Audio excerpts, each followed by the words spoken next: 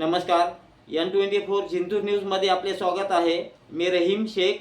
पाहूया आजच्या ताज्या घडामोडी. आनंद होतोय. महायुतीमध्ये राज्यातल्या ज्या 12 जिल्ह्यांमध्ये निवडणुका झाल्या होत्या तिथल्या प्रत्येक जिल्हा परिषदेमध्ये महायुतीची सत्ता स्थापन झालेली आहे. कारण राज्यामध्ये महायुतीचं सरकार आहे. आनंद होतोय. आज पहिल्यांदा इतिहासात भाजपाचा जिल्हा परिषदचा अध्यक्ष होतोय, हाही एक वेगळा आनंद आम्हाला. काय वाटतं एकूण पहिल्यांदा भाजपनं इथं 55-24 जागा जिंकल्यानंतर अध्यक्षही तुमचा झालाय. एक साधारण महिलाच्याकडे अध्यक्ष झाले. भाजपाचं नेतृत्व हे सर्वसामान्य कार्यकर्त्याला नेहमीच संधी देत असतं आणि त्याच पद्धतीने आज आमच्या लताताई वाकळे यांची जी निवड झालेली ती सर्वसामान्य कुटुंबातील महिलेला जिल्हा परिषद अध्यक्ष पदाची जबाबदारी देऊन खऱ्या अर्थाने सर्वसामान्यांना न्याय द्यायचं काम आमच्या नेतृत्वाने केलं.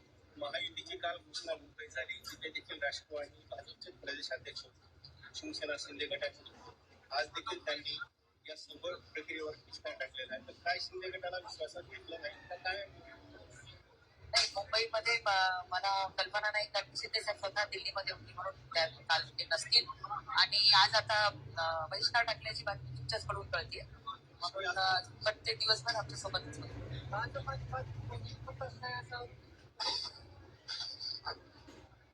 बघा, महायुतीमध्ये सरकार स्थापन करण्याचा निर्णय हा वरिष्ठ पातळीवर झालेला आहे.